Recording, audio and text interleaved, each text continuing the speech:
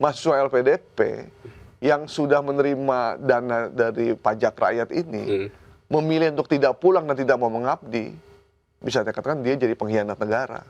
Ada juga komen nih, saya banyak kebijakan saya nggak setuju sama pemerintah, tapi bukan berarti saya membenci negara saya. Ini lulusan LPDP tuh banyak yang nanya, itu dapat apa aja sih?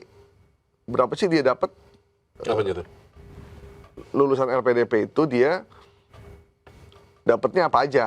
Selama dia kuliah tuh dia dapat fasilitas apa selain uang saku? Kan ada tuh, dia dapat uang saku berapa? Nih ada nih. Bukannya biaya kuliahnya doang ya yang dibiayain ya? Wah, nggak mungkin lah. Itu full semuanya. Oke. Jadi berikut rincian komponen yang dikeluarkan oleh pemerintah untuk satu orang penerima beasiswa LPDP. Ya, apa aja tuh? Yang pertama, biaya kuliah atau tuition fee full funded, dibiayai penuh. Jadi kuliahnya full. Full ya. Dia nggak usah mikirin duit kuliah. Nggak, kuliahnya dulu nih. Oke. Jadi kuliah dulu. Bukan kebutuhan yang terkait kuliahnya, misalnya ada semua pokoknya urusan kuliah lah. Situ, ya. Kemudian dana hidup bulanan, living allowance. Antara 5 sampai 39 juta per bulan, tergantung negara dan kota tujuan. Jadi LPDP itu menghitung biaya hidup di sana. Jadi kalau biaya hidupnya di Malaysia kan nggak begitu besar, ya udah disesuaikan. Kalau di Jepang biaya hidupnya tinggi ya disesuaikan. Di Australia biaya hidup tinggi disesuaikan. Jadi memang luar biasa sebenarnya LPDP ini. Kemudian dana kedatangan settlement allowance sebesar 200% dari living allowance diberikan hanya sekali. Kemudian tunjangan buku 10 juta per tahun. Tunjangan itu tadi. Tunjangan buku 10 juta per tahun. Terus? Dana penelitian, tesis atau disertasi 20 sampai 40 juta untuk S2, 50 sampai 100 juta untuk S3. Jadi udah luar biasa nih. Asuransi kesehatan 29 juta per tahun. Transportasi tiket PP ke lokasi studi. Kemudian ada lagi terakhir ini yang menarik nih tunjangan keluarga. Jadi 25% dari living allowance per tanggungan untuk LPDP dalam target tertentu. Jadi 2 anak, 1 istri, 2 anak itu 25% ditanggung oleh LPDP. Jadi teman-teman yang lulusan yang kuliah dengan beasiswa LPDP ini nggak usah mikirin kerja di sana, nggak usah mikirin macam-macam, kuliah aja yang bener. Kuliah aja yang bener. Sebenarnya gitu doang ya? Itu udah cukup.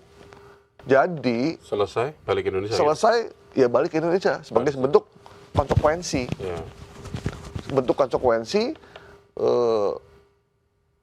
untuk karena kita udah pakai uang pajak rakyat tadi gitu. Jadi kita harus kembali pajak itu tadi. Nah, kita harus kembali dan kita harus mengabdikan apa yang kita terima dan menjalankan esai yang kita tulis. Pengabdian itu apapun caranya.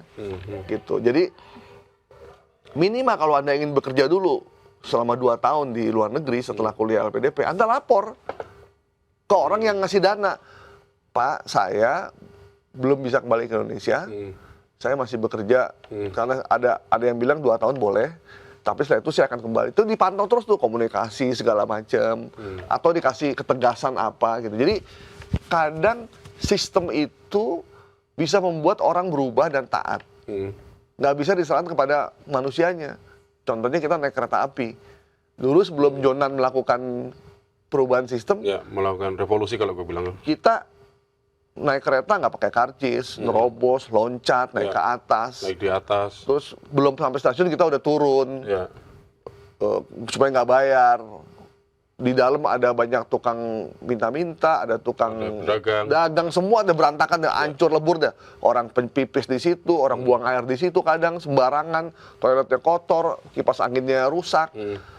Tapi Jonan datang bikin sistem, melakukan revolusi dalam layanan transportasi di tanah air.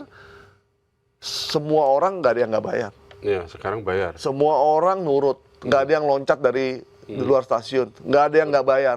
Udah nggak ada korban lagi. Udah nggak ada korban di atas kereta. Semua kita udah nggak kayak Bangladesh dulu. Kita kayak Bangladesh ya. Luar biasa dulu. Sekarang artinya orang Indonesia bisa kok disiplin. Dikasih sistem itu. Dikasih sistem yang jelas. Jadi saran kita nih dari Sindonews, LPDP melakukan evaluasi total, termasuk dalam hal pembekalan di dalam negeri. Yang saya dengar sebelum berangkat pembekalan cuma 4 hari di salah satu hotel misalkan. Kemarin petugas haji aja yang cuma 3 bulan di Mekah, pembekalannya berapa? Sebulan. Kemarin teman kita. Sebulan nginep, bangun pagi jam 3, sholat tahajud, sholat subuh, apel pagi, lari, olahraga, makan, materi. Materinya bisa macam-macam. Ada bahasa Arab, bahasa Inggris, agama, dan yang penting juga adalah wawasan kebangsaan. Mereka itu cuma tugas 3 bulan. 3 bulan, wawasan kebangsaan. Mereka nyanyi lagu apa tuh, lagu kayak kebangsaan ya. Lagu-lagu inilah ya, baris berbarisnya, gaya TNI segala macam. Itu cuma 3 bulan jadi petugas haji sementara. Ini bisa 2 tahun untuk S2, bisa 4 tahun untuk S3. Cuma 4 hari pembekalan, nggak worth it. Harusnya sebulan. Tempatnya perlu di barak, di Wisma Haji, barak militer, di mana aja yang dianggap layak dan perlu dipertebal lagi wawasan kebangsaan itu tadi. Kecintaannya terhadap Indonesia.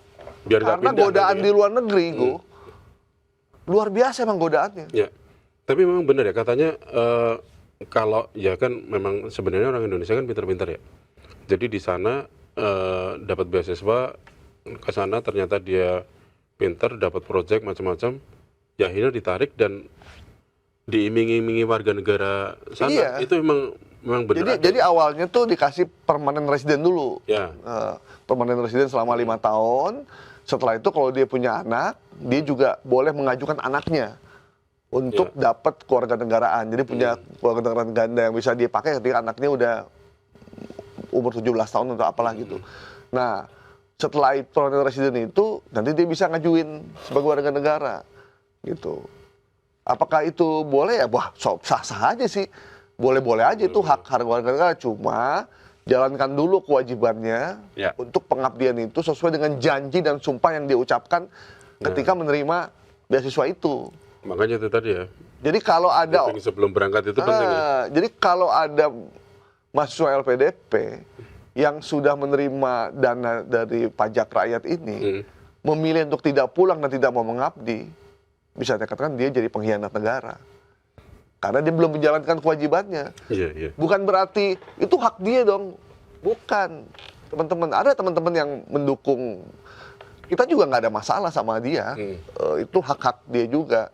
Kalau dia beasiswanya cari sendiri. Ya, bukan LPDP. Bukan LPDP.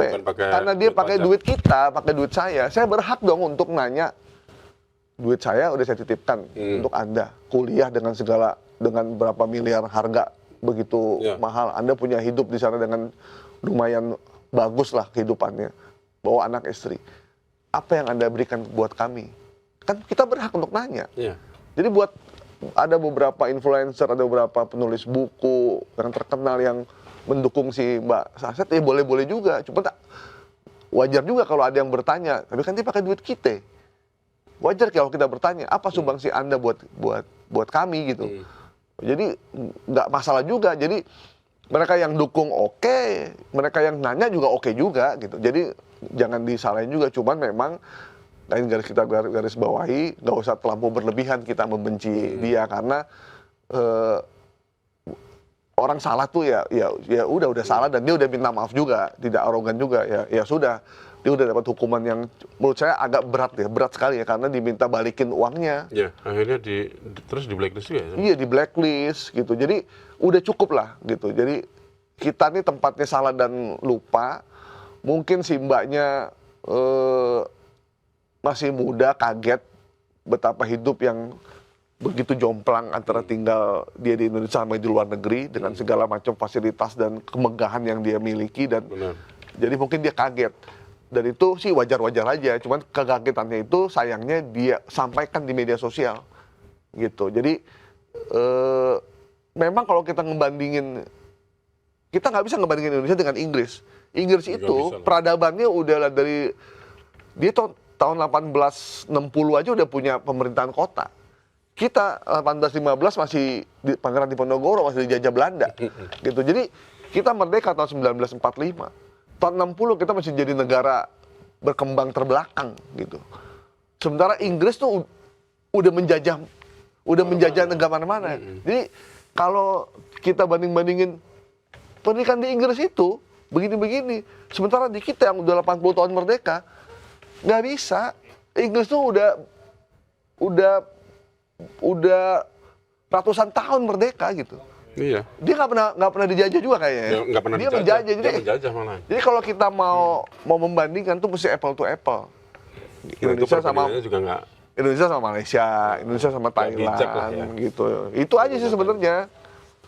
Iya. Hak orang untuk berpendapat, cuman sayangnya berhati-hatilah kalau ketika kita berpendapat terus kita unggah ke media sosial, karena Indonesia isinya beragam, ada orang suka, ada orang nggak suka, apalagi kita menggunakan uang yang bukan uang kita tapi uang dari rakyat. Jadi stay humble,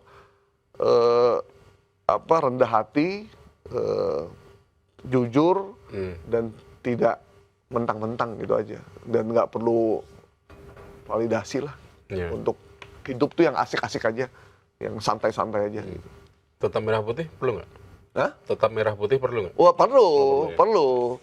Nah, kalaupun Anda udah pengen pindah warga negara, diem-diem aja. Iya, nggak usah ngomong. Nggak usah ngomong-ngomong. Iya. Nggak usah ngomong, diem-diem aja. Diem, saya pindah warga negara aja udah. Ya udah. Orang tuh pilihan kayak pembulu tangkis kita sama Mia Audina. Mia Audina ya, sekarang ke Malaysia. Iya, membela Indonesia bulu tangkis, tiba-tiba orang juga ya udahlah itu pilihan hidup dia. Tapi kan dia nggak bilang saya kecewa dengan Indonesia karena saya begini-begini makanya saya pindah. Kan dia nggak ngomong gitu kan. Dia diam aja. Karena dia tahu kalau dia ungkapin itu justru akan melukai perasaan masyarakat Indonesia. Itu aja sih paling dari saya. Dan sepertinya kita juga netizen kita tuh juga sensitif ya ternyata ya. Oh iya. Nah, ada seperti ini kan langsung. Kan ada yang bilang, ada juga komen nih, saya banyak kebijakan saya nggak setuju sama pemerintah. Tapi bukan berarti saya membenci negara saya. Nah itu bijak tuh. Itu yang dia bilang. Pemerintah tuh silih berganti, gitu. Jadi ikuti aja alurnya, gitu. Kan ada yang bilang jangan lelah mencintai Indonesia, jangan berhenti mencintai Indonesia. Ya itu kita hargailah, gitu. Nah, buat Anda yang udah capek mencintai Indonesia, terus Anda memilih warga negara lain, monggo-monggo aja, nggak masalah. Tapi jangan diunggah di media sosial, atau Anda masih nyari duitnya di Indonesia, atau Anda pakai duit rakyat, tapi Anda ngomongnya, saya benci Indonesia, gitu aja sih sebenarnya. Kalaupun Anda benci, dalam hati diri aja, gitu. Nggak usah diunggah ke medsos, gitu. Nanti bumerang kayak yang terjadi sama Mbak kita ini, gitu.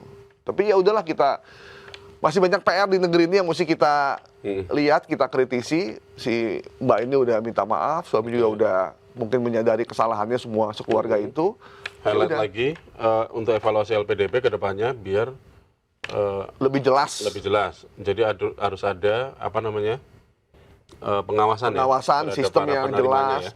Terus perekrutannya juga harus jelas, jangan cuma ngelamar tapi juga LPDP mencari calon-calon anak bangsa yang luar biasa yang bisa mengabdi. Terus yang terakhir, pembekalannya jangan cuma 4 hari.